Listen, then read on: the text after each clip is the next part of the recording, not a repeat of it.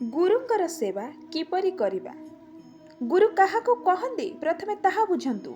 गुरु गीतारे अछि, जे अंतकरणर अंधकार को दूर करि दियंती तांकरी नाम गुरु।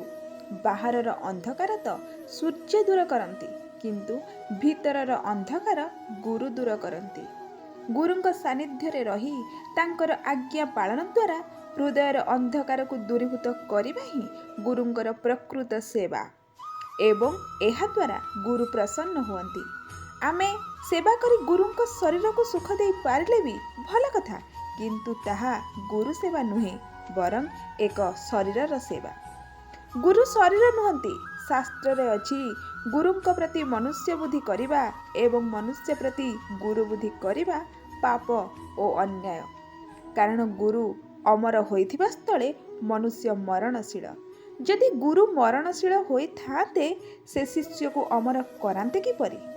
अमरत्व लाभ करिबा ही प्रकृत गुरु सेवा। विद्यालय को परिदर्शन रे आसीथिबा निरीक्षकंक प्रश्नर उत्तर विद्यार्थी ठीक भावे देइदेले जेपरि शिक्षक आनंदित हुअंती, शिष्य परमात्मा को प्राप्त करिनेले तार पारमार्थिक मार्गदर्शक गुरु सेहिपरि आनंदित हुअंती। गुरु आनंदित हेबा ही वास्तव गुरु सेवा। अन्न वस्त्र बासगृह इत्यादिर व्यवस्था करी गुरु को सुख प्रदान करिबा मध्य ठीक, किंतु एसबु जिनिस शरीर पर्यंत सीमित।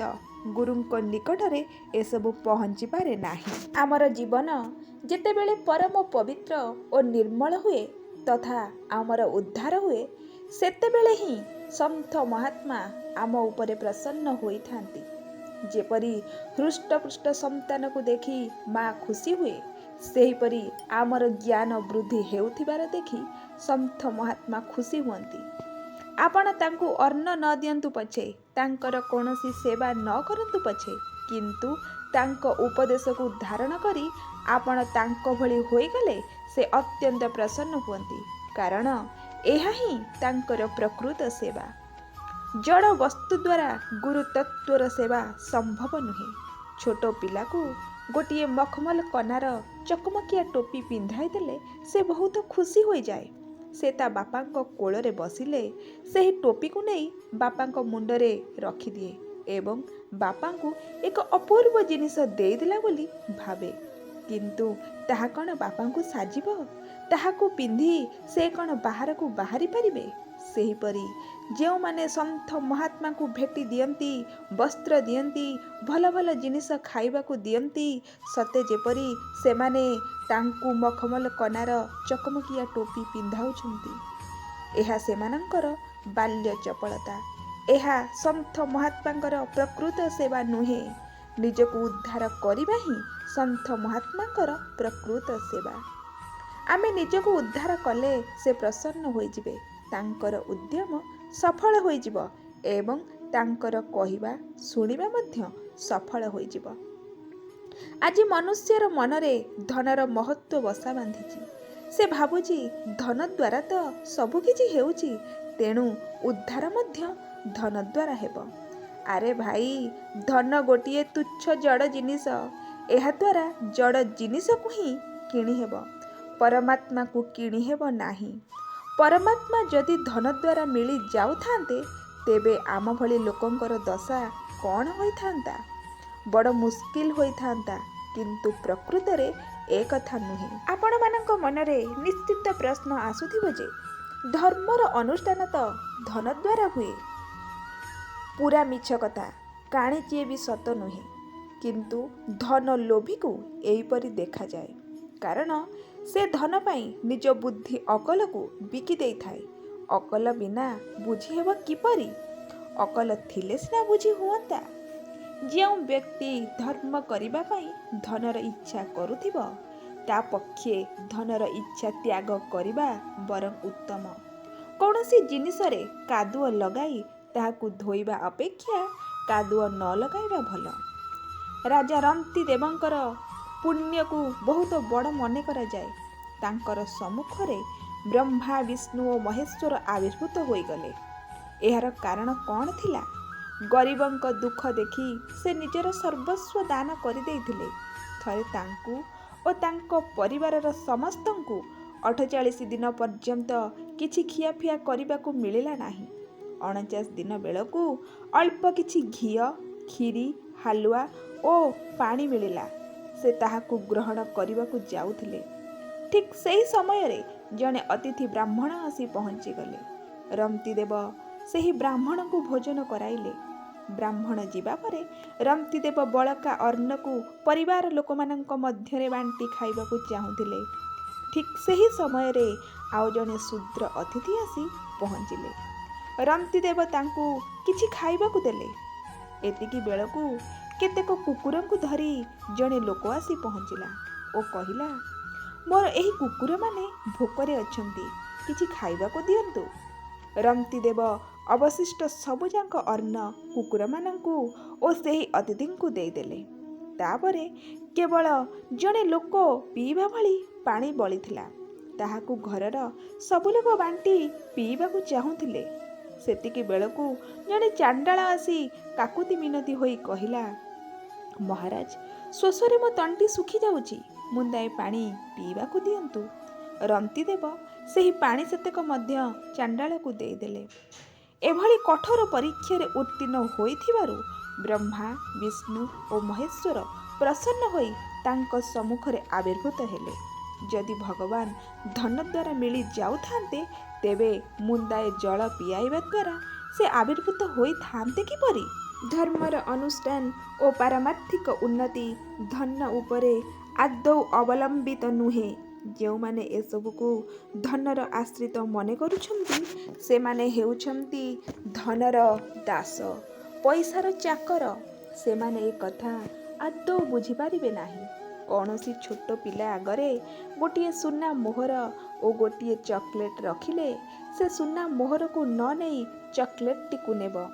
ଆପଣ ଭାବୁଥିବେ ଯେ ପିଲାଟି ନିର୍ବୁଦ୍ଧିଆ, କିନ୍ତୁ ତା ଦୃଷ୍ଟିରେ ସେ ନିର୍ବୁଦ୍ଧିଆ ନୁହେଁ, ବରଂ ବଡ଼ ଚାଲାକ। ଚକୋଲେଟ୍ ତ ମିଠା ଲାଗିବ ଓ ଖାଇହେବ, କିନ୍ତୁ ମୋହରକୁ ନେଇ ସେ କ'ଣ କରିବ? ସେହିପରି ଲୋକ ଧନରୂପୀ ମିଠା ଚକୋଲେଟ୍ ନେଉଛନ୍ତି, କିନ୍ତୁ ଭଗବତ ଭଜନ, ଧର୍ମାନୁଷ୍ଠାନ ଓ ପରମାତ୍ମା ପ୍ରାପ୍ତି ରୂପକ ମୂଲ୍ୟବାନ ରତ୍ନକୁ ବେକାର ମନେ କରୁଛନ୍ତି। ସେମାନେ ଭାବୁଛନ୍ତି ଯେ ବଡ଼ ବଡ଼ ପେଣ୍ଡାଲ ତିଆରି କରିବା, ଦରି ବିଛାଇବା, ମାଇକ୍ ଲଗାଇବା ଆଦି ପ୍ରତ୍ୟେକ କାମ ପଇସା ଦ୍ୱାରା ହୁଏ। ଏହା ନିପଟ ମୂର୍ଖତା। ଏଥିରେ ଲେଶମାତ୍ର ସତ୍ୟତା ନାହିଁ। କିନ୍ତୁ ଧନଲୋଭୀ ଏକଥା ଆଦୌ ବୁଝିପାରିବ ନାହିଁ। ଆପଣମାନଙ୍କୁ ଏକଥା ବୁଝାଇ ଦେବା ଭଳି ସାମର୍ଥ୍ୟ ମୋର ନାହିଁ। କିନ୍ତୁ ଆପଣମାନେ ସମସ୍ତେ ମିଶି ପାରମାର୍ଥିକ ଉନ୍ନତି ଧନ ଦ୍ୱାରା ହୁଏ ବୋଲି ଯେତେ କହିଲେ ବି ମୋତେ ବୁଝାଇ ପାରିବେ ନାହିଁ। ପାରମାର୍ଥିକ ଉନ୍ନତି ଧନର ଅଧୀନ ନୁହେଁ, ଏହା ମୋ ହୃଦୟରେ ଦୃଢ଼ ମୂଳ ହୋଇଯାଇଛି। ଏ ବିଷୟରେ ମୁଁ ଯଥେଷ୍ଟ ଅଧ୍ୟୟନ କରିଛି। ଲୋକେ ଯେପରି ଧନ ଉପାର୍ଜନ ପାଇଁ କଲିକତା ଆଦି ସହରକୁ ଯାଆନ୍ତି ଏବଂ ସେଠାରେ ଧନ ଉପାର୍ଜନ କଲେ ନିଜର ଯାତ୍ରାକୁ ସଫଳ ମନେ କରନ୍ତି, ସେହିପରି ପ୍ରବଚନକାରମାନେ ପ୍ରବଚନ କରନ୍ତି ଏବଂ ସେଥିରେ ଭେଟି ରୂପେ ପଇସା ମିଳିଗଲେ ନିଜର ପ୍ରବଚନ ସଫଳ ହେଲା ବୋଲି ଭାବନ୍ତି। ଏହା ତ ଗଲା ସେଇମାନଙ୍କର କଥା, ଯେଉଁମାନେ ଧନର ଦାସ। ଅପରପକ୍ଷରେ କେଉଁଠି ଉତ୍ତମ ମହାତ୍ମା ଥିଲେ, ତାଙ୍କ ସେବାରେ ଅନ୍ନ ବସ୍ତ୍ର ଆଦି ବିନିଯୋଗ କରି ଲୋକେ ଖୁସି ହୁଅନ୍ତି ଏବଂ ସେମାନଙ୍କର ଅନ୍ନ ବସ୍ତ୍ର ସଫଳ ହୋଇଗଲା ବୋଲି ଭାବନ୍ତି। ତେଣୁ ଧନ ନେବା ଦ୍ୱାରା ସଫଳ ହୁଏ ନାହିଁ, ବରଂ ଦେବା ଦ୍ୱାରା ସଫଳ ହୁଏ। ପଇସା ବେଶୀ ହେଲେ କୌଣସି ଲାଭ ନାହିଁ। ମଲାବେଳେ କାଣି କଉଡ଼ିଟିଏ ମଧ୍ୟ ସଙ୍ଗରେ ଯିବ ନାହିଁ। କିନ୍ତୁ ଯେତିକି ଧର୍ମ ଅନୁଷ୍ଠାନ କରିଥିବେ, ଭଗବାନଙ୍କର ଭଜନ କରିଥିବେ, ଗୁରୁଙ୍କର ପ୍ରୀତିଭାଜନ ହୋଇଥିବେ, ସେ ସମସ୍ତ ଧନ ଆପଣଙ୍କ ସଙ୍ଗରେ ଯିବ। ଏଠାରେ କାଣିଚିଏ ବି ରହିବ ନାହିଁ। ହୃଦୟର ସହ ଅନ୍ୟମାନଙ୍କୁ ସୁଖ ଦେବାରେ ଓ ଧର୍ମାନୁଷ୍ଠାନରେ ଆପଣଙ୍କର ଯେମିତି ପଇସା ଲାଗିଗଲା, ସେସବୁ ସଫଳ ହୋଇଗଲା। ସତ୍ସଙ୍ଗ, ଭଜନ ଆଦିରେ ପଇସା ବିନିଯୋଗ ହୋଇଯିବା ବଡ଼ ଭାଗ୍ୟର କଥା। ଭଲ କାର୍ଯ୍ୟରେ ପାପୀମାନଙ୍କର ପଇସା ଲାଗିପାରେ ନାହିଁ। କଥାରେ ଅଛି, ପାପଧନ ପ୍ରାୟଶ୍ଚିତ୍ତରେ ଯାଏ। ତାଙ୍କର ସଞ୍ଚିତ ଧନକୁ ଅନ୍ୟମାନେ ଭୋଗ କରନ୍ତି। ସେଇମାନଙ୍କର ଧନକୁ ଡାକ୍ତର, ଓକିଲ, ଆୟକର ବିଭାଗର ଅଧିକାରୀ ପ୍ରଭୃତି ନେଇଯାଆନ୍ତି। ଏଥିରେ ହଜାର ହଜାର ଟଙ୍କା ଖର୍ଚ୍ଚ ହୋଇଯାଏ ପଛେ, କିନ୍ତୁ ସତ୍ସଙ୍ଗ, ଭଜନ ଆଦିରେ ସେମାନେ ଖର୍ଚ୍ଚ କରିପାରନ୍ତି ନାହିଁ। ସେମାନଙ୍କର ଧନ ମଧ୍ୟ କଳା ଏବଂ ଅନ୍ତର ମଧ୍ୟ କଳା। ପୁଣି ସେମାନେ ଖର୍ଚ୍ଚ କରିବେ କିପରି? ଏକଥା ଆପଣମାନଙ୍କୁ ବୁଝାଇବାରେ ମୁଁ ନିଜକୁ ଅସମର୍ଥ ମନେ କରୁଛି, କିନ୍ତୁ କଥା ପ୍ରକୃତରେ ନିରାଟ ସତ। ଆପଣଙ୍କ ପଇସାର ଓ ଆପଣଙ୍କ ବସ୍ତୁ ଗୁଡ଼ିକର ସଫଳତା ଦେବା ଦ୍ୱାରା ହିଁ ହୁଏ। ଖର୍ଚ୍ଚ କଲେ ଯାଇ ପଇସା ଆପଣଙ୍କ କାମରେ ଲାଗିବ, ସଞ୍ଚିଲେ ଲାଗିପାରିବ ନାହିଁ। ସଞ୍ଚିଲେ ବରଂ ଅଭିମାନ ବୃଦ୍ଧି ହେବ। ଅଭିମାନ ଭିତରେ ସମସ୍ତ ଅସୁର ସମ୍ପତ୍ତି ଓ ଦୁର୍ଗୁଣ ଦୁରାଚାର ବାସ କରିଥାନ୍ତି। ଏହି ଅଭିମାନ ଘୋର ନରକକୁ ଟାଣି ନେବ। କିନ୍ତୁ ଆଶ୍ଚର୍ଯ୍ୟର କଥା, ଲୋକମାନଙ୍କୁ ଧନ ସଞ୍ଚୟ କରିବା ଭଲ ଲାଗୁଛି ଏବଂ ଖର୍ଚ୍ଚ କରିବାକୁ ବାଧୁଛି। ତେଣୁ ଭାଇମାନେ, ଧନ ଭଲ ନୁହେଁ, ଧନର ସଦୁପଯୋଗ ଭଲ। ଆପଣମାନଙ୍କ ମନରେ ଏବେ ନିଶ୍ଚିନ୍ତ ପ୍ରଶ୍ନ ଆସୁଥିବ ଯେ, ପାଖରେ ଧନ ଥିଲେ ସିନା ତାହାର ସଦୁପଯୋଗ କରିବୁ, ଧନ ନଥିଲେ ସଦୁପଯୋଗ କେମିତି କରିବୁ? ଯାହା ପାଖରେ ଧନ ନାହିଁ, ତା ଉପରେ ସଦୁପଯୋଗ କରିବାର ଦାୟିତ୍ୱ ଆଦୌ ନାହିଁ। ମାଲ ଉପରେ ମାହାସୁଲ ଲାଗେ, ମୂଳରୁ ମାଲ ନାହିଁ, ପୁଣି ମାହାସୁଲ କାହା ଉପରେ ଲାଗିବ? ଇନକମ୍ ନଥିଲେ ଟ୍ୟାକ୍ସ କ'ଣ? ଗରିବ ଲୋକ ଯେତେ ପୁଣ୍ୟ କରିପାରିବ, ଧନୀ ଲୋକ ସେତେ ପୁଣ୍ୟ କରିପାରିବ ନାହିଁ। ସାଧୁ ସନ୍ଥ ଭିକ୍ଷା ଉଦ୍ଦେଶ୍ୟରେ ଯାଇ କୌଣସି ଗରିବ ଲୋକର ଘରେ ପହଞ୍ଚିଲେ ସେ ତାଙ୍କୁ ଯଦି ଚାଉଳ ମୁଠାଏ ବି ଦିଏ, ତାହେଲେ ତାର ପୁଣ୍ୟ ହେବ। କିନ୍ତୁ ଧନୀ ଲୋକଙ୍କ ଦୁଆରେ ବାଡ଼ି ଧରି ଦରୱାନ ବସିଥାଏ ଏବଂ କହେ, ହେ ବାବୁ, କୁଆଡ଼େ ଆସିଲ? ଏଠି ନାହିଁ, ଆଗକୁ ଯାଅ। ବିଚରା ଧନୀ ଲୋକଙ୍କର ଦୁର୍ଭାଗ୍ୟ। ପୁଣ୍ୟ ପାଇବା ସେମାନଙ୍କର ଭାଗ୍ୟରେ ନାହିଁ। ଆପଣମାନେ କହନ୍ତି ଯେ ଧନୀ ଲୋକମାନେ ଭାଗ୍ୟବାନ।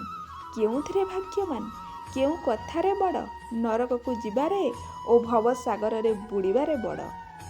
ଚୋରଙ୍କ ସର୍ଦ୍ଦାର କେବେ କ'ଣ ସାହୁକାର ହୋଇପାରିବ? ବାସ୍ତବରେ ଯେ ନିଜର ଓ ଅନ୍ୟମାନଙ୍କର ଉଦ୍ଧାର କରିପାରେ, ସେ ହିଁ ବଡ଼। ଯିଏ ସଙ୍ଗରେ ଯାଉଥିବା ପ୍ରକୃତ ଧନକୁ ସଂଗ୍ରହ କରି ସାରିଛି, ସେ ହିଁ ବଡ଼। ଯାହାର ସମସ୍ତ ଧନ ଏହିଠି ରହିଯାଏ ଓ ନିଜେ ଖାଲି ହାତରେ ଯାଏ, ସେ ବଡ଼ ହେଲା କିପରି?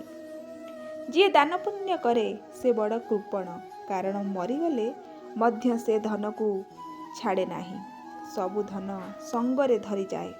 ମାତ୍ର ଯେ ଦାନ ପୁଣ୍ୟ କରେ ନାହିଁ, ସେ ବଡ଼ ତ୍ୟାଗୀ, କାରଣ ସେ ସବୁଯାକ ଧନ ଏଇଠି ସେମିତି ଛାଡ଼ି ଚାଲିଯାଏ, ସଙ୍ଗରେ କିଛି ହେଲେ ନିଏ ନାହିଁ। ଧନର ଲୋଭୀମାନେ ଏତାଦୃଶ ଅଦ୍ଭୁତ ତ୍ୟାଗୀ। ଗୁରୁଙ୍କ ସେବା ଓ ଧର୍ମାନୁଷ୍ଠାନ ପଇସାର ଅଧୀନ ବୋଲି ଯେଉଁମାନଙ୍କର ଧାରଣା, ସେମାନେ ମୋ କଥାକୁ ଆଦୌ ବୁଝିପାରିବେ ନାହିଁ, କାରଣ ସେମାନେ ପଇସା ଭିତରେ ହିଁ ବୁଡ଼ି ରହିଛନ୍ତି। ସେମାନଙ୍କର ମନରେ, ବୁଦ୍ଧିରେ ସବୁଠି କେବଳ ପଇସା ହିଁ ବସା କରିଛି। ସେମାନେ ବିଚରା ବୁଝିବେ କେମିତି? ମାୟାର ଦାସ ଭଗବାନଙ୍କୁ କ'ଣ ବା ଜାଣିବ? କୌଣସି ସାଧୁଙ୍କ ନିକଟକୁ ଜଣେ ଧନୀ ଲୋକ ଗଲା ଏବଂ ତାଙ୍କୁ ଗୋଟିଏ ଭଲ ଚାଦର ଦେଲା। ସାଧୁ କହିଲେ, ଭାଇ, ମୋର ଆବଶ୍ୟକ ନାହିଁ, ଏହାକୁ ରଖି କ'ଣ କରିବି? ଧନୀ ଲୋକ କହିଲା, ରଖନ୍ତୁ, କାମରେ ଲାଗିବ। ସାଧୁ କହିଲେ, କଥା କ'ଣ? କାହିଁକି ଏମିତି ଦେବାକୁ ମନ ହେଲା? ଧନୀ ଲୋକ କହିଲା, ବାବା, ଆପଣଙ୍କୁ ଦେଲେ 1000 ଗୁଣ ପୁଣ୍ୟ ହେବ, ସେଇଥିପାଇଁ ଦେଉଛି। ଏହା ଶୁଣି ସାଧୁ କହିଲେ, ତୁମେ ଦେବାରୁ ମୋ ଉପରେ 1000 ଗୁଣ ଋଣ ହୋଇଗଲା। ଏବେ ଅନ୍ତତଃ ତୁମେ ଏ ଚାଦରଟିକୁ ତ ନେଇଯାଅ, ଯାହା ଫଳରେ 1 ଗୁଣ ଶୁଝିଯିବ ଏବଂ ଆଉ 999 ଗୁଣ ଋଣ ରହିଲେ ପଛେ ରହିବ। ଏହା ଶୁଣି ଧନୀ ଲୋକଟି ଚାଦରଟିକୁ ନେଇ ସେଠାରୁ ଚୁପଚାପ ଚାଲିଗଲା। ଗୋଟିଏ ନେଲେ ବଦଳରେ 1000 ଗୁଣ ଦେବାକୁ ପଡ଼ିବ। ଏତେ ଋଣ ମୁଣ୍ଡରେ ଲଦିବାକୁ କିଏ ଚାହିଁବ? ଲୋକେ ଧନୀକୁ ହିଁ ଉଚ୍ଚ ସ୍ଥାନ ଦେଇଛନ୍ତି। କାହାକୁ କିଛି ଧନ ଦେଲେ ଓ ଦାନ ପୁଣ୍ୟ କଲେ ମଧ୍ୟ ପାଇବାର ଭାବନା ରଖୁଛନ୍ତି। ଏପରି ଅଜ୍ଞ ଲୋକଙ୍କୁ ବୁଝାଇବ କିଏ? ପ୍ରତ୍ୟେକ ମନୁଷ୍ୟର ଏହି ଶକ୍ତି ରହିଛି ଯେ ସେ ନିଷ୍ପକ୍ଷ ହୋଇ ସରଳ ହୃଦୟରେ ବୁଝିବାକୁ ଚାହିଁଲେ ଅତି ଗଭୀର ତାତ୍ତ୍ୱିକ ବିଷୟକୁ ମଧ୍ୟ ବୁଝିପାରିବ। ଏତେ ବୁଝିବା ଶକ୍ତି ଭଗବାନ ମନୁଷ୍ୟକୁ ଦେଇଛନ୍ତି, କିନ୍ତୁ ମନୁଷ୍ୟ ସବୁ ଶକ୍ତି ପଇସାରେ ଲଗାଇଦେଲା। କେବଳ ପଇସାରେ ନୁହେଁ, ପଇସାର ପରିମାଣ ବୃଦ୍ଧି କରିବାରେ ଲଗାଇଦେଲା। ଏହା ଛଡ଼ା ସେ ନିଜର ବୁଝିବା ଶକ୍ତିକୁ ପାପ କର୍ମରେ, ଆୟକର, ବିକ୍ରି କର ଇତ୍ୟାଦିକୁ ଫାଙ୍କି ଦେବାର ଉପାୟ ଖୋଜିବାରେ ଓ ଅନ୍ୟମାନଙ୍କୁ ଠକିବାର କୌଶଳ ଖୋଜିବାରେ ଲଗାଇଦେଲା। ଯେତେ ବୁଦ୍ଧି ଥିଲା ସବୁଯାକ ପାପର ଗଣ୍ଠିଲି ବାନ୍ଧିବାରେ ଲଗାଇଲା। ଅନ୍ତଃକରଣ ଯେପରି କଳୁଷିତ ହୋଇପାରିବ, ଭବିଷ୍ୟତରେ ଯେପରି ନରକକୁ ଯିବାକୁ ପଡ଼ିବ, 84 ଲକ୍ଷ ଯୋନିରେ ଦୁଃଖ ଭୋଗିବାକୁ ପଡ଼ିବ, ସେହି ବାଟ କରିବାରେ ନିଜର ସମସ୍ତ ବୌଦ୍ଧିକ ଶକ୍ତିକୁ ବିନିଯୋଗ କଲା। ଲୋକେ କହନ୍ତି, ବାଃ ବାଃ, ଅମୁକ ଜଣେ ଲକ୍ଷପତି ହୋଇଗଲା, କୋଟିପତି ହୋଇଗଲା, ବଡ଼ ଚାଲାକ ଲୋକ, ସତେ ଯେପରି ଚଳନ୍ତା ମେସିନ୍। ବାସ୍, ଏଣିକି ମେସିନ୍ ଚାଲୁଥିବ, ଜନ୍ମ ମରଣ ପାଉଥିବ, ଆଉ ବିଶ୍ରାମ ମିଳିବ ନାହିଁ, ତାକୁ ମୁକ୍ତି ମିଳିବ ନାହିଁ। କିନ୍ତୁ ଏ କଥା ବୁଝୁଛି କିଏ? ଯିଏ ପୂର୍ବ ଦେଶର ହୋଇଥିବ ସେ ହିଁ ଏହି କଥାକୁ ବୁଝିବ। ପୂର୍ବର ଅର୍ଥ ଅନାଦି ପରମାତ୍ମା ତତ୍ତ୍ୱ। ପୂର୍ବ ଦେଶର ଭାଷାକୁ ଏଠି କିଏ ବୁଝିବ? ଯେଉଁମାନେ ପଇସାର ଗୋଲାମ, ସେମାନେ ପାରମାର୍ଥିକ କଥାକୁ କ'ଣ ବୁଝିବେ? ଲୋକେ କହନ୍ତି, ଧର୍ମ ଅନୁଷ୍ଠାନ ପଇସା ଦ୍ୱାରା ହେବ, ସତ୍ସଙ୍ଗର ଆୟୋଜନ ପଇସା ଦ୍ୱାରା ହେବ। ଯାହାର ଆବଶ୍ୟକ ସେ ପଇସା ଖର୍ଚ୍ଚ କରୁ। ଗାଈ ଦୁହିଁବା ଯଦି ଦରକାର, ଘାସ ଦିଅନ୍ତୁ।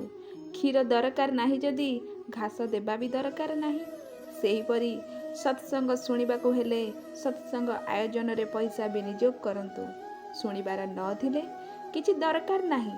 ସାଧୁ ସନ୍ଥଙ୍କର ଯାଏ କେତେ, ଆସେ କେତେ। ପଇସା ବିନା ଆପଣଙ୍କର କାମ ଚଳି ନପାରେ, କିନ୍ତୁ ସାଧୁ ସନ୍ଥଙ୍କର ଆରାମରେ କାମ ଚଳିଯାଏ। ସତ୍ଶାସ୍ତ୍ର ଓ ସଦ୍ଭାବ ପ୍ରଚାରରେ ପଇସା ବିନିଯୋଗ ହୋଇଗଲେ ବହୁତ ଭଲ। ସଂସାରରେ ଏହିଭଳି ଅନ୍ୟ କୌଣସି ପୁଣ୍ୟକର୍ମ ନାହିଁ, କାରଣ ଏଗୁଡ଼ିକର ପ୍ରଚାର ଦ୍ୱାରା ଲୋକମାନଙ୍କ ହୃଦୟର ଅଜ୍ଞାନାନ୍ଧକାର ଦୂରୀଭୂତ ହୁଏ, ଆଧ୍ୟାତ୍ମିକ ଉନ୍ନତି ହୁଏ। ଏଥିରେ ଯାହାର ପଇସା ବିନିଯୋଗ ହୁଏ ସେ ବଡ଼ ଭାଗ୍ୟଶାଳୀ। ଋଷିକେଶ ସ୍ୱର୍ଗାଶ୍ରମର କଥା। ବୈଶ୍ୟ ଜାତିର ଜଣେ ବିଧବା ଭଉଣୀ ଥିଲେ।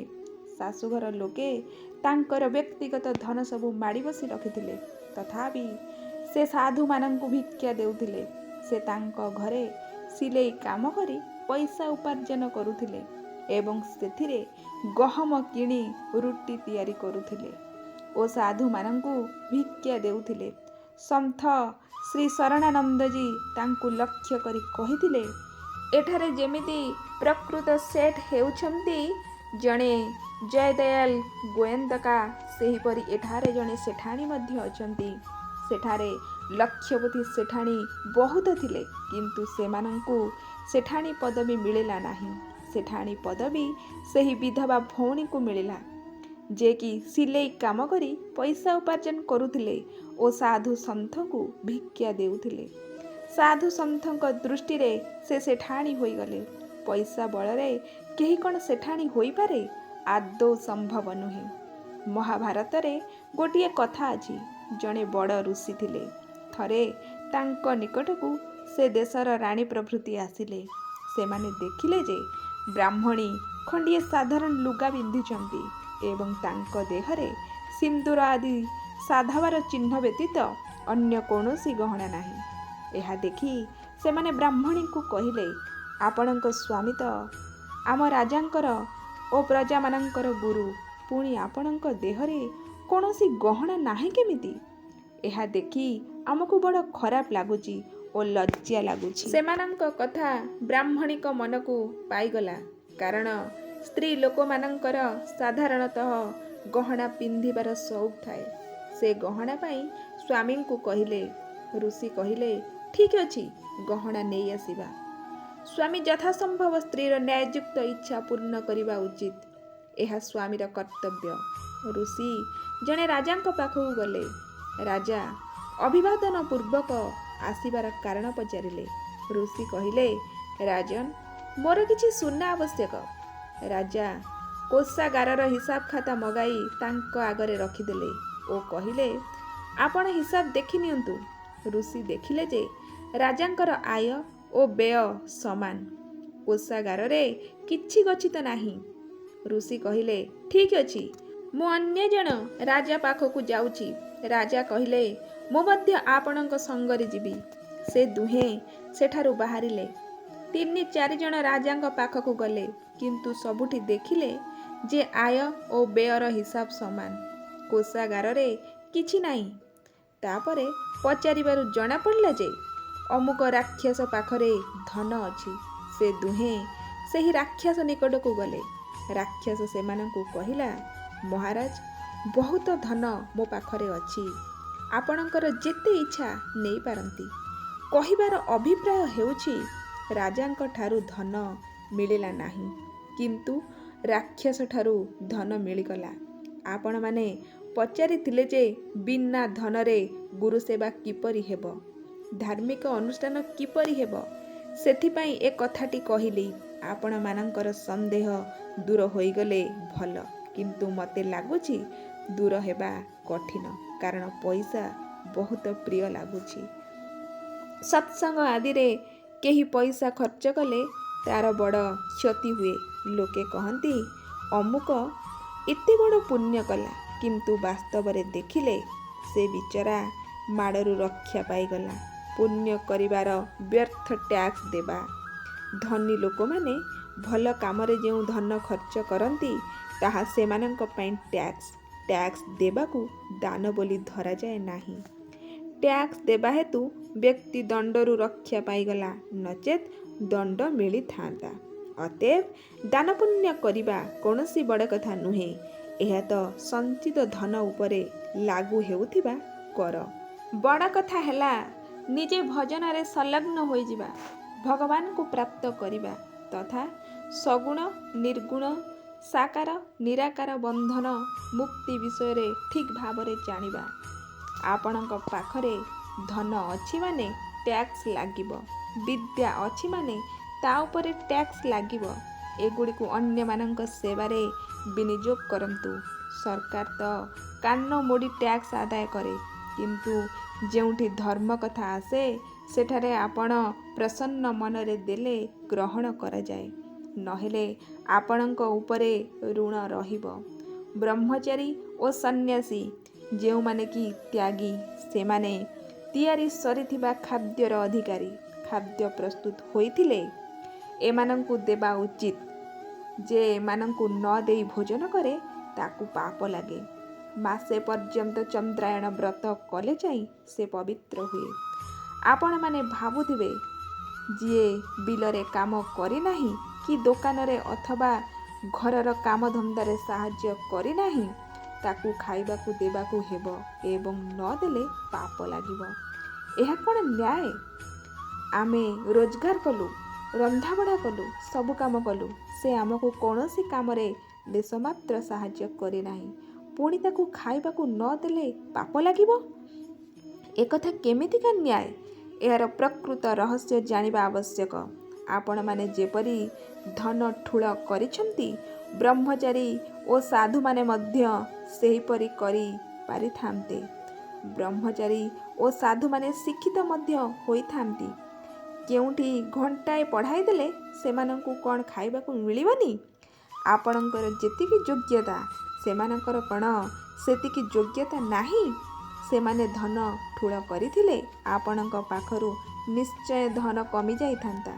ସେମାନେ ଧନ ଠୁଳ କଲେ ନାହିଁ ମାନେ ସେହି ଧନ ଆପଣଙ୍କ ପାଖରେ ହିଁ ରହିଲା। ତେଣୁ ଯେଉଁମାନେ କୌଣସି ଧନ ନ ନେଇ ଆପଣଙ୍କୁ ସବୁ ଧନ ରଖିବାକୁ ସୁଯୋଗ ଦେଲେ, ସେମାନଙ୍କୁ ସମୟାନୁସାରେ ଖାଇବାକୁ ଗଣ୍ଡେ ଦେବା ଉଚିତ, ନ ଦେଲେ ପାପ ଲାଗିବ। କୌଣସି ବ୍ୟକ୍ତି ଯେଉଁ ଧନ ସଂଗ୍ରହ କରେ, ସେହି ଧନ ଜନ ସମୁଦାୟରୁ ହିଁ ଆସିଥାଏ। ଜନ ସମୁଦାୟରେ ସେତିକି ଧନ ଊଣା ହୋଇଯାଏ। ଯିଏ ଆଦୌ ଧନ ନେଇନାହିଁ, ତା'ର ଧନ ଜନ ସମୁଦାୟରେ ହିଁ ତ ରହିଲା, ଆଉ ଯିବ କୁଆଡ଼େ? ଯେତେ ଜୀବ ଜନ୍ମ ନେଉଛନ୍ତି, ସେମାନଙ୍କର ପ୍ରାରବ୍ଧ ପ୍ରଥମେ ଗଠିତ ହୋଇଥାଏ ଏବଂ ପରେ ଶରୀର ମିଳେ। ସେମାନଙ୍କର ଜୀବନ ନିର୍ବାହ ପାଇଁ ପୂର୍ବରୁ ହିଁ ଅନ୍ନ ଜଳ ଆଦିର ବ୍ୟବସ୍ଥା କରାଯାଇଥାଏ। ତେଣୁ ସେମାନଙ୍କ ପାଇଁ କେଉଁଠି ନା କେଉଁଠି ଅନ୍ନ ଜଳ ଓ ବସ୍ତ୍ର ରହିଛି। ସେମାନେ ବଞ୍ଚିଛନ୍ତି ମାନେ ସେମାନଙ୍କର ସେହି ଅନ୍ନ ଜଳ ଓ ବସ୍ତ୍ରରେ ଅଧିକାର ଅଛି।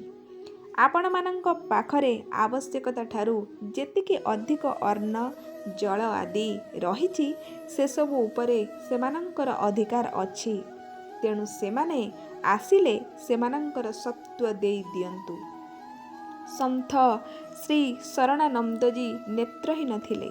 ଥରେ ସେ କୌଣସି ଅପରିଚିତ ସ୍ଥାନକୁ ଯାଇଥିଲେ। ସେଠାରୁ ତାଙ୍କୁ ଆଗ ଷ୍ଟେସନ ପର୍ଯ୍ୟନ୍ତ ଯିବାର ଥିଲା। ସେଠାକୁ 4 ଅଣାର ଟିକେଟ୍ ଲାଗୁଥାଏ। ସେ ଜଣକୁ ଡାକି କହିଲେ, ଭାଇ, ମୋ ପାଇଁ ଗୋଟିଏ ଟିକେଟ୍ ଆଣିଦିଅ।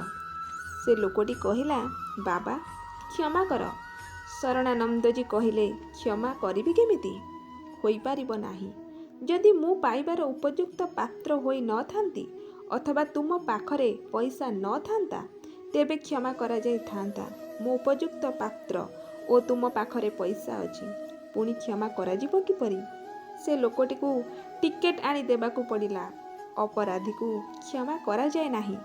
ଅପରାଧ କ'ଣ? ତୁମେ ଯେପରି ପଇସା ରଖୁଛ ମୁଁ ମଧ୍ୟ ସେହିପରି ରଖିପାରିଥାନ୍ତି, କିନ୍ତୁ ମୁଁ ରଖିଲି ନାହିଁ ମାନେ ସେହି ପଇସା କୁଆଡ଼େ ଗଲା? ତୁମ ପାଖରେ ହିଁ ରହିଲା। ତୁମେ ହେଲ କୋଷାଧ୍ୟକ୍ଷ। ଯେତେବେଳେ ଆମର ଆବଶ୍ୟକ ଦେଇଦିଅ। ଯାହାକୁ ଯାହା କିଛି ମିଳେ ତା ଭାଗ୍ୟରେ ଲେଖାଥିବା ଜିନିଷ ହିଁ ମିଳେ। ଆପଣ କ'ଣ ଆପଣଙ୍କ ଭାଗ୍ୟରେ ଜିନିଷ ଦେଇ ଦେଉଛନ୍ତି? ଆପଣ କ'ଣ ଖାଉନାହାନ୍ତି ନା ପିନ୍ଧୁନାହାନ୍ତି? ଆପଣ ପେଟ ପୂରା ଖାଉଛନ୍ତି ଓ ଲୁଗା ପିନ୍ଧୁଛନ୍ତି, କିନ୍ତୁ ଅଧିକ ଯେତେ ଜମା କରି ରଖିଛନ୍ତି ତା ଉପରେ ଆମର ଅଧିକାର ରହିଛି। ଭଲରେ ଭଲରେ ଦେଇଦେଲେ ଭଲ କଥା, ନ ଦେଲେ ଦଣ୍ଡ ମିଳିବ, କ୍ଷମା ନାହିଁ। ଯେଉଁମାନେ ଦିନରାତି ପଇସା ଲୋଭରେ ମାତିଛନ୍ତି ସେମାନେ ଏ କଥାକୁ ଆଦୌ ବୁଝିପାରିବେ ନାହିଁ। ଯେଉଁ ବଜାରକୁ ସେମାନେ ଯାଉନାହାନ୍ତି ସେ ବଜାରର ଭାଉ ସେମାନେ କିପରି ଜାଣିବେ? ସେମାନେ ଯେଉଁ ବଜାରରେ ରହନ୍ତି ସେହି ବଜାର ବିଷୟରେ ହିଁ ଜାଣିପାରିବେ। ସେମାନେ ସବୁବେଳେ ପଇସା ବଜାରରେ ରହନ୍ତି। ତ୍ୟାଗ ମଧ୍ୟ ଏକ ବିଚିତ୍ର ଓ ଅଲୌକିକ ବଜାର। ଏ କଥା ସେହି ଲୋକ ଜାଣିପାରିବ ଯିଏ ସେହି ବଜାରର ଗ୍ରାହକ। ଜଣେ ବଡ଼ ମହାତ୍ମା ଥିଲେ। ତାଙ୍କୁ ମୁଁ ଭିନ୍ନ ଭିନ୍ନ ସମୟରେ 2ଟି ପ୍ରଶ୍ନ ପଚାରିଥିଲି। ଥରେ ପଚାରିଲି, ଆପଣ ଏତେ ଗୂଢ଼ ତତ୍ତ୍ୱ କଥା ଆମ୍ଭମାନଙ୍କୁ କହୁଛନ୍ତି, କିନ୍ତୁ ଆପଣ କ'ଣ ଭାବୁଛନ୍ତି ଯେ ଆମ୍ଭେମାନେ ଏହାକୁ ଠିକ୍ ଭାବରେ ବୁଝୁଛୁ? ଯଦି ଆମ୍ଭେମାନେ ଏହାକୁ ଠିକ୍ ଭାବରେ ବୁଝୁନାହୁଁ ତେବେ ଏ କଥାର କି ମୂଲ୍ୟ ରହିଲା? ସେ ଉତ୍ତର ଦେଲେ, ମୋ କଥା ବାୟୁମଣ୍ଡଳରେ ରହିବ। ଯେତେବେଳେ କେହି ଏହାକୁ ଧାରଣ କରିବାକୁ ଉପଯୁକ୍ତ ହେବ ତା ସମ୍ମୁଖରେ ଏଗୁଡ଼ିକ ବ୍ୟକ୍ତ ହୋଇଯିବ। ଆଉ ଥରେ ମୁଁ ପଚାରିଲି, ଭଗବାନଙ୍କର ବିଚାର ନାହିଁ, ସେ ଠିକ୍ ନ୍ୟାୟ କରୁନାହାନ୍ତି? ସେ କହିଲେ, କେମିତି? ମୁଁ କହିଲି, ଆପଣଙ୍କ ପରି ମହାତ୍ମାଙ୍କ ସହିତ ଭଗବାନ ଆମ୍ଭମାନଙ୍କୁ ଭେଟ କରାଇଦେଲେ। ଆମ୍ଭେମାନେ କ'ଣ ଏଥିପାଇଁ ଯୋଗ୍ୟ? କ୍ଷୁଧାର୍ତ୍ତକୁ ଅନ୍ନ ଦେବା ଉଚିତ, ତୃଷାର୍ତ୍ତକୁ ଜଳ ଦେବା ଉଚିତ। ସେହିପରି ଯୋଗ୍ୟ ବ୍ୟକ୍ତିକୁ ହିଁ ଉଚ୍ଚ ସ୍ତରର କଥା ଶୁଣାଇବା ଉଚିତ। ଆପଣଙ୍କ ପରି ବକ୍ତାକୁ ଆମ ପରି ଅଯୋଗ୍ୟ ଶ୍ରୋତା। ଏଥିରୁ ଜଣାପଡ଼ୁଛି ଯେ ଭଗବାନଙ୍କର କିଛି ବିଚାର ନାହିଁ।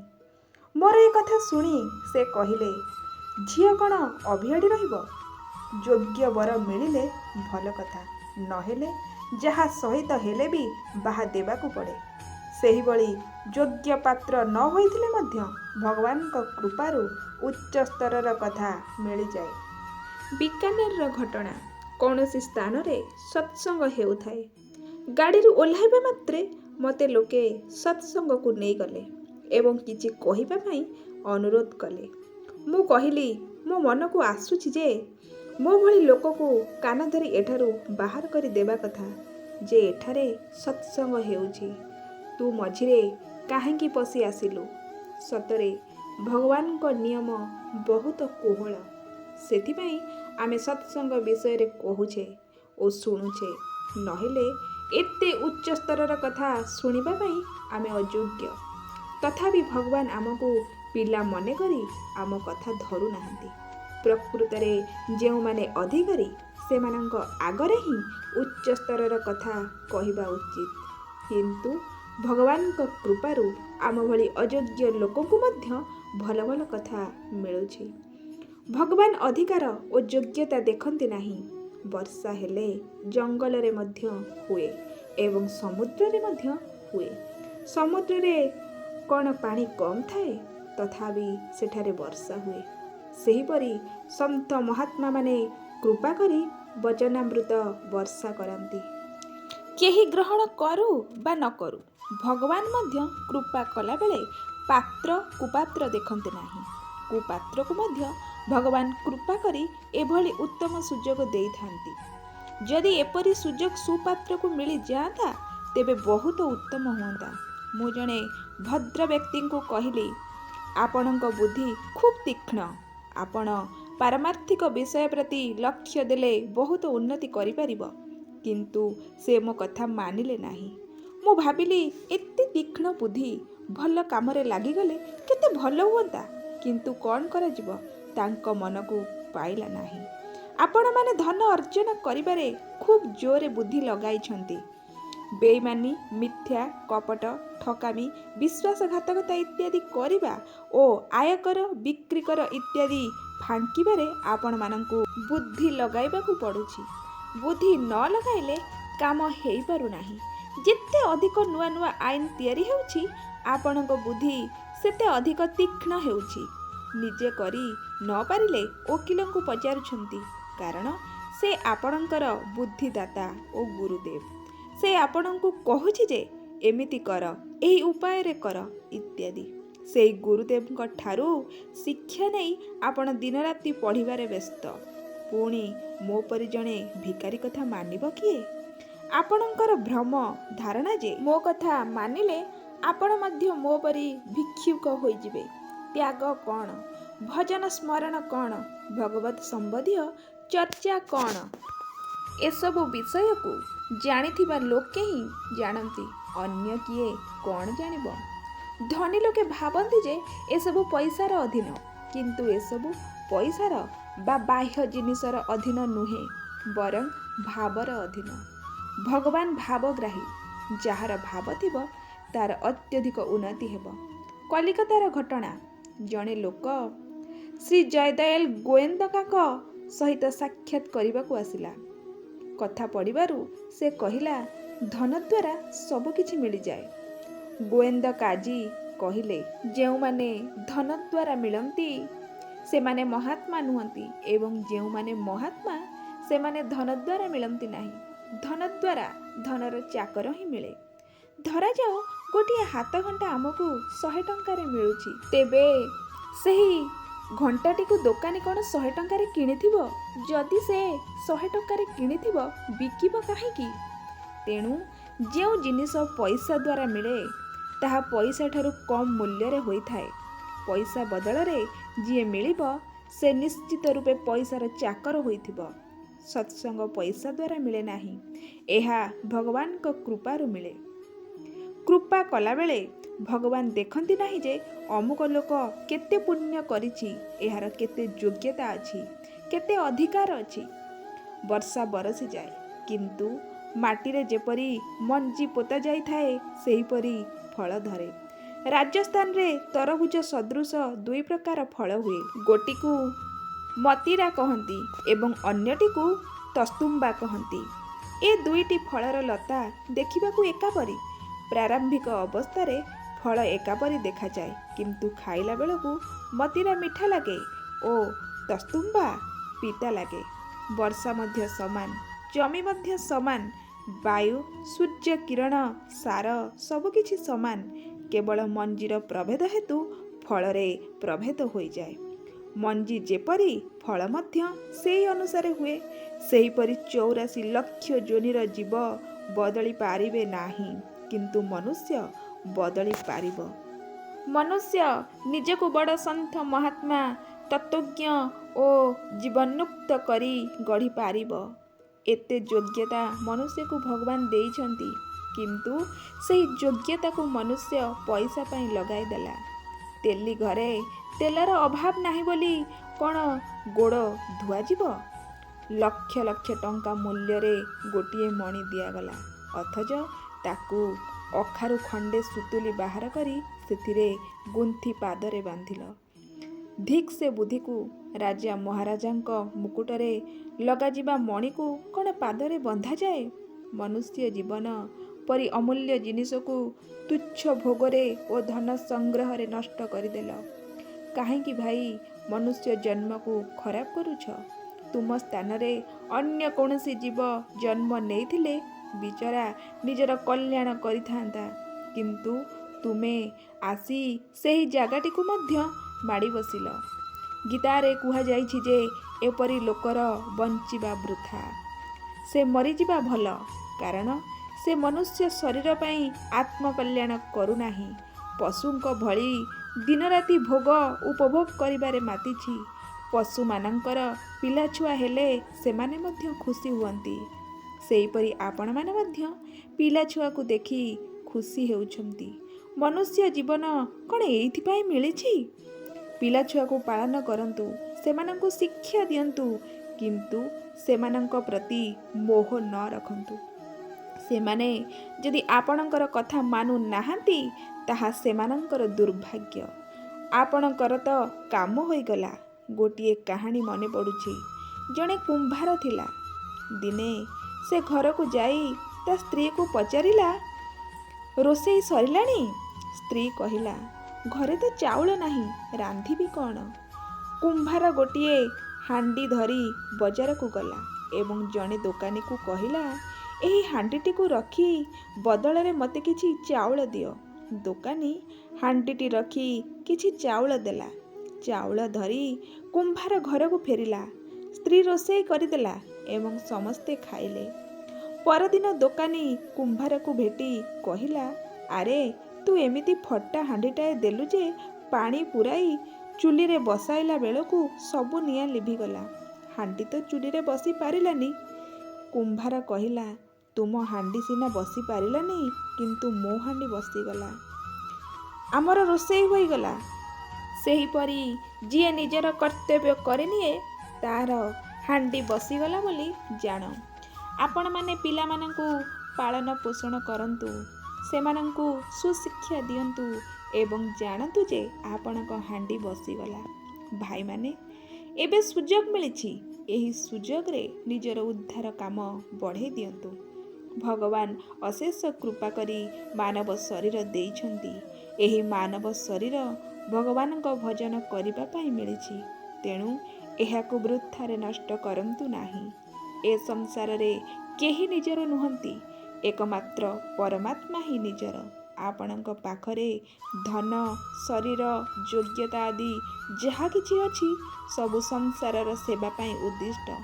ଶରୀର ମଧ୍ୟ ଆପଣଙ୍କର ନୁହେଁ, ମନ, ବୁଦ୍ଧି ଓ ଇନ୍ଦ୍ରିୟ ମଧ୍ୟ ଆପଣଙ୍କର ନୁହନ୍ତି, କୁଟୁମ୍ବ ମଧ୍ୟ ଆପଣଙ୍କର ନୁହେଁ, ଟଙ୍କା ପଇସା ମଧ୍ୟ ଆପଣଙ୍କର ନୁହେଁ। ଏସବୁ ଅନ୍ୟମାନଙ୍କର ସେବା କରିବା ପାଇଁ ମିଳିଛି, ଆପଣଙ୍କର ପାଇଁ ନୁହେଁ। ପରମାତ୍ମା ହିଁ ଆପଣଙ୍କ ପାଇଁ। ଏହାଠାରୁ ଆହୁରି ଭଲ କଥା ହେଲା, ଆପଣ ପରମାତ୍ମାଙ୍କ ପାଇଁ ହୋଇଯାଆନ୍ତୁ। ପରମାତ୍ମାଙ୍କ ଠାରୁ ନିଜ ପାଇଁ କିଛି ଆଶା ରଖନ୍ତୁ ନାହିଁ। ଯେ ପରମାତ୍ମାଙ୍କ ଠାରୁ କିଛି ପାଇବାକୁ ଆଶା ରଖେ ନାହିଁ, ପରମାତ୍ମା ନିଜ ପାଇଁ ତାକୁ ଆବଶ୍ୟକ ମନେ କରନ୍ତି। ଜଣେ ବାବାଜୀ ଥିଲେ। ଦିନେ ସେ ଗୋଟିଏ ଲମ୍ବା ଟୋପି ପିନ୍ଧି ଆନନ୍ଦରେ କୀର୍ତ୍ତନ କରୁଥାନ୍ତି। ଭଗବାନ ତ ବିନୋଦିଆ। ସେ ବାବାଜୀଙ୍କ ପାଖକୁ ଆସି କହିଲେ, ଭକତେ, ଆଜି ତ କ'ଣ ଗୋଟିଏ ଲମ୍ବା ଟୋପି ପିନ୍ଧିଛ? ବାବାଜୀ କହିଲେ, କାହାଠାରୁ ମାଗି ଆଣିଛି କି? ଏହା ତ ମୋର। ଭଗବାନ କହିଲେ, ଏ ଥଟ୍ଟା କରୁଛ? ବାବାଜୀ କହିଲେ, ଥଟ୍ଟା? କାହାଠାରୁ ମାଗି ଆଣିଛି କି? ଭଗବାନ କହିଲେ, ମୋତେ ଚିହ୍ନିଛ ତ? ବାବାଜୀ କହିଲେ, ଭଲ ଭାବେ ଚିହ୍ନିଛି। ଭଗବାନ କହିଲେ, ମୁଁ ଯଦି କହିଦିଏ ଯେ ଇଏ ଭକ୍ତ ନୁହେଁ ବଡ଼ ଅଭିମାନୀ, ତେବେ ତୁମର ଦଶା କ'ଣ ହେବ ଜାଣିଛ? ଦୁନିଆ ଭକ୍ତ ମନେକରି ତୁମର ସେବା କରୁଛି, ହେଲେ ତୁମେ ଗର୍ବ ଦେଖାଉଛ। ବାବାଜୀ କହିଲେ, ତୁମେ କୁହ, ମୁଁ ବି କହି ଜାଣିଛି। ମୁଁ ସମସ୍ତଙ୍କୁ କହିଦେବି ଯେ ଭଜନ କରି ମୁଁ ଦେଖି ସାରିଛି। ଭଗବାନ ଭଗବାନ କିଛି ନାହିଁ। ତୁମର ଯଶକୁ ତ ଆମେମାନେ ବିସ୍ତାର କରୁଛୁ, ନହେଲେ ତୁମକୁ ପଚାରନ୍ତା କିଏ? ଭଗବାନ କହିଲେ, ନା ନା, ଏମିତି ମୋଟେ କରିବନି। ବାବାଜୀ କହିଲେ, ତୁମେ ମଧ୍ୟ କହିବନି। ଏହିଭଳି ଭାବରେ ଭକ୍ତ ଭଗବାନଙ୍କୁ ମଧ୍ୟ ହରେଇ ଦିଅନ୍ତି। ଏପରି ଭକ୍ତଙ୍କ ପାଇଁ ଭଗବାନ କହନ୍ତି, ଏପରି କୌଣସି ନିୟମ ନାହିଁ ଯେ କେବଳ ସାଧୁ ହିଁ ଭକ୍ତ ହୋଇପାରିବ। ଭାଇ ଭଉଣୀ, ସମସ୍ତେ ଭକ୍ତ ହେବାର ଅଧିକାର। ଯେ କେହି ହେଇଥାଉ ନା କାହିଁକି, ସେ ଭଗବାନଙ୍କ ଅଂଶ। ସନ୍ତାନର ମା ଉପରେ ଅଧିକାର ଥିବା ପରି ଭଗବାନଙ୍କର ଅଂଶ ହୋଇଥିବାରୁ ପ୍ରତ୍ୟେକ ଜୀବର ଭଗବାନଙ୍କ ଉପରେ ଅଧିକାର ରହିଛି। ଭଗବାନ ଆମକୁ କୁପୁତ୍ର ବା ସୁପୁତ୍ର କହିପାରନ୍ତି, କିନ୍ତୁ ପୁତ୍ର ନୁହେଁ, ଅର୍ଥାତ୍ ମୋର ନୁହେଁ, ଏପରି କହିପାରିବେ ନାହିଁ। ଆମେ କୁପୁତ୍ର ହୋଇଥାଉ ବା ସୁପୁତ୍ର ହୋଇଥାଉ, ଆମେ ଯେ ଭଗବାନଙ୍କର ପୁତ୍ର, ଏଥିରେ ତିଳେ ମାତ୍ର ସନ୍ଦେହ ନାହିଁ। କେବଳ ମନ୍ଦ ଗୁଣ ଦୂର କରିଦେଲେ କାମ ହୋଇଯିବ। ଏତିକି ମାତ୍ର କଥା, ବେଶୀ ଲମ୍ବା ଚଉଡ଼ା କଥା ନୁହେଁ। ଆପଣମାନେ କହୁଛନ୍ତି ଯେ ଧନ ବିନା ଧାର୍ମିକ ଅନୁଷ୍ଠାନର ଆୟୋଜନ କରାଯାଇପାରିବ ନାହିଁ। ବାସ୍ତବରେ ଧାର୍ମିକ ଆୟୋଜନର ଧନ ପ୍ରତି ଗରଜ ନଥାଏ, ଧନର ଧାର୍ମିକ ଆୟୋଜନ ପ୍ରତି ଗରଜ ଥାଏ। ଯେଉଁମାନେ ଧନକୁ ଆବଶ୍ୟକ ମନେ କରନ୍ତି, ସେମାନେ ଧର୍ମର ଦାସ ନୁହନ୍ତି, ବରଂ ଧନର ଦାସ। ଧର୍ମ ପାଇଁ ସୁଦ୍ଧା ଉପାର୍ଜନର ପଇସା ମଧ୍ୟ ଆବଶ୍ୟକ ନାହିଁ। ପୁଣି ପାପର ପଇସା କି ଆବଶ୍ୟକ? ଆମ ଘରେ ପାଣି କଳ ଲାଗିଛି ବୋଲି କ'ଣ ଧୁଆ ଲୁଗାକୁ କାଦୁଅରେ ପକାଇ ପୁଣି ଧୋଇବା? ସେହିପରି ମିଛ, କପଟ ଓ ବେଇମାନ ଦ୍ୱାରା ଉପାର୍ଜିତ ଧନରେ ପୁଣ୍ୟ କରିବା ଅପେକ୍ଷା ମୂଳରୁ ପାପ ନ କରିବା ଭଲ। ଲୁଗାରେ 6 ଟାଙ୍କିଏ କାଦୁଅ ଲାଗିଲେ ତାହା 6 ଟାଙ୍କିଏ ପାଣିରେ ସଫା ହୋଇପାରିବ ନାହିଁ। ଠାଳେ ପାଣିରେ ଧୋଇଲେ ମଧ୍ୟ ଉପରୁ ଉପରୁ ହୁଏତ କାଦୁଅ ଛାଡ଼ିଯାଇପାରେ, କିନ୍ତୁ ଲୁଗାରେ କିଛି ନା କିଛି ମଇଳାର ଦାଗ ନିଶ୍ଚିତ ରୂପେ ରହିଯିବ। ଅତଏବ ଯିଏ ଧର୍ମ ପାଇଁ ପାପ କରେ, ଅର୍ଥାତ୍ ଯିଏ ଏପରି ଭାବେ ଯେ ପାପ କରି ପଇସା ରୋଜଗାର କରିବି ଏବଂ ତାହାକୁ ଭଲ କାମରେ ଲଗାଇବି, ତା ପଇସା ଭଲ କାମରେ ଲାଗିବ ନାହିଁ। ଯଦି ବା ଲାଗିଯାଏ, ତଥାପି ସେ ପାପରୁ ମୁକ୍ତ ହେବ ନାହିଁ। ସବୁ ପଇସା ଖର୍ଚ୍ଚ କରିଦେଲେ ମଧ୍ୟ ପାପ କ୍ଷୟ ହେବ ନାହିଁ। ଯଦି ଧର୍ମ କରିବା ପାଇଁ ଆପଣଙ୍କର ଇଚ୍ଛା ଥାଆନ୍ତା, ତେବେ ଆପଣ ମୂଳରୁ ପାପ କରିନଥାନ୍ତେ। ଯଦି ପାପ କରୁଛନ୍ତି, ତେବେ କେବଳ ଲୋକମାନଙ୍କୁ ଦେଖାଇବା ପାଇଁ ଧର୍ମ କରୁଛନ୍ତି। ଧର୍ମର ଭାବନା ହୃଦୟରେ ଆଦୌ ନାହିଁ। ଧର୍ମର ପ୍ରକୃତ ତତ୍ତ୍ୱ ଜାଣିଥିବା ବ୍ୟକ୍ତି ଧର୍ମ ପାଇଁ କଦାପି ପାପ କରିପାରିବ ନାହିଁ। ଜଣେ ସଦାଚାରୀ ବିଦ୍ୱାନ ବ୍ରାହ୍ମଣ ଥିଲେ। ତାଙ୍କ ଘରେ ପ୍ରାୟ ଖାଇବା ପିନ୍ଧିବାର ଅସୁବିଧା ଲାଗି ରହୁଥିଲା। ସେ ସାଧାରଣ ଭାବରେ ଜୀବନ ନିର୍ବାହ କରୁଥିଲେ। ସେ ଦେଶର ରାଜା ବଡ଼ ଧର୍ମାତ୍ମା ଥିଲେ। ବ୍ରାହ୍ମଣୀ କେତେଥର ସ୍ୱାମୀଙ୍କୁ ରାଜାଙ୍କ ସହିତ ଦେଖା କରି ଆସିବା ପାଇଁ କହୁଥାଏ, କିନ୍ତୁ ସେଠାକୁ ଯିବାକୁ ବ୍ରାହ୍ମଣଙ୍କର ମନ ନଥାଏ। ଦିନେ ବ୍ରାହ୍ମଣୀ କହିଲା, ମୁଁ ତୁମକୁ ମାଗିବା ପାଇଁ ଯାଅ ବୋଲି କହୁନି। ତୁମେ କିଛି ନ ମାଗିଲ ନାହିଁ, ଖାଲି ଥରେ ଯାଇ ଦେଖା କରି ଆସ। ବେଶୀ ବାଧ୍ୟ କରିବାରୁ ତା ମନ ରଖିବା ପାଇଁ ବ୍ରାହ୍ମଣ ରାଜାଙ୍କ ପାଖକୁ ଗଲେ। ରାଜା ତାଙ୍କୁ ବଡ଼ ତ୍ୟାଗୀ ଗୃହସ୍ଥ ବ୍ରାହ୍ମଣ ଜାଣି ଖୁବ୍ ଆଦର ସତ୍କାର କଲେ ଏବଂ ଆଉ ଦିନେ ଆସିବା ପାଇଁ ଅନୁରୋଧ କଲେ। ରାଜା କହିଲେ, ଏବେ ତ ଆପଣ ନିଜ ଇଚ୍ଛାରେ ଆସିଛନ୍ତି, ଦୟାକରି ମୋ କଥା ରଖି ଆପଣ ଆଉ ଦିନେ ଆସନ୍ତୁ। ରାଜା ଏପରି କହି ତାଙ୍କର ସର୍ଭ୍ୟଥନା କଲେ ଏବଂ ଆନନ୍ଦର ସହିତ ବିଦା କଲେ। ଘରେ ପହଞ୍ଚିବାରୁ ବ୍ରାହ୍ମଣୀ ପଚାରିଲା, ରାଜା କ'ଣ ଦେଲେ? ବ୍ରାହ୍ମଣ କହିଲେ, ଦେବେ କ'ଣ? ସେ ଆଉ ଦିନେ ଯିବା ପାଇଁ କହିଛନ୍ତି। ବ୍ରାହ୍ମଣୀ ଭାବିଲା, ଏଥର ନିଶ୍ଚୟ କିଛି ମାଲ ମିଳିବ। ରାଜା ନିମନ୍ତ୍ରଣ ଦେଇଛନ୍ତି ମାନେ ଅବଶ୍ୟ କିଛି ଦେବେ। ଦିନେ ରାତିରେ ରାଜା ଛଦ୍ମବେଶ ଧରି ଗରିବ ଲୋକଙ୍କ ଭଳି ଛିଣ୍ଡା ଲୁଗା ପିନ୍ଧି ବୁଲିଲେ। ଥଣ୍ଡା ଦିନ। ଜଣେ କମାର ଗୋଟେ ଲୁହା କଡ଼େଇ ତିଆରି କରୁଥିଲା। ଲୁହା ଗରମ କରିସାରିଲା ପରେ ତାହାକୁ ଲେହିରେ ରଖି ବୁଡ଼େଇବା ପାଇଁ ତାର ଜଣେ ଲୋକ ଦରକାର ହେଉଥିଲା। ରାଜା ସେହି କାମ କରିବାକୁ ପ୍ରସ୍ତୁତ ହୋଇଗଲେ। ଘଣ୍ଟାକୁ 2 ପଇସା ମୂଲ ବୋଲି କମାର କହିଲା। ରାଜା ଅତି ଉତ୍ସାହ ଓ ତତ୍ପରତାର ସହ 2 ଘଣ୍ଟା କାମ କଲେ। ରାଜାଙ୍କ ହାତରେ ଫୋଟକା ହୋଇଗଲା, ଦେହରୁ ଝାଳ ବାହାରି ପଡ଼ିଲା। ହାଡ଼ଭଙ୍ଗା ପରିଶ୍ରମ। କମାର ଶେଷକୁ 4 ପଇସା ଦେଲା।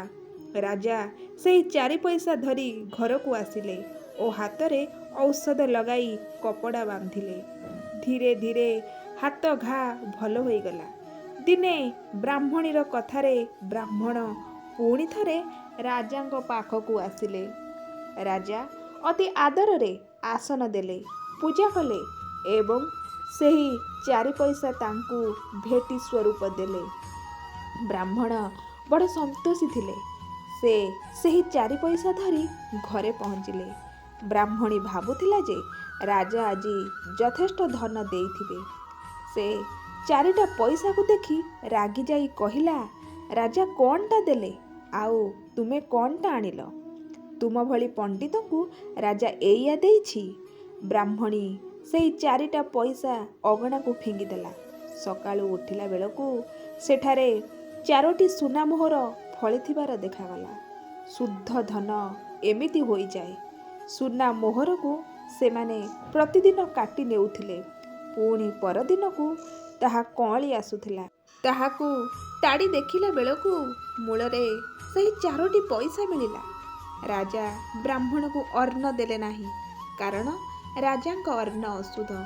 ତାହା ଖରାପ ଉପାୟରେ ଅର୍ଜିତ ଧନର ଅଂଶବିଶେଷ। ମଦ ଆଦି ଅବକାରୀ ଦ୍ରବ୍ୟ ଉପରେ ଲଗାଯାଉଥିବା କର ଓ ଚୋରଙ୍କୁ ଦଣ୍ଡ ଦେଇ ଆଣିଥିବା ଧନ ଅଶୁଦ୍ଧ। ଏପରି ଧନ ଦେଇ ବ୍ରାହ୍ମଣକୁ ଭ୍ରଷ୍ଟ କରିବା ଉଚିତ ନଥିଲା।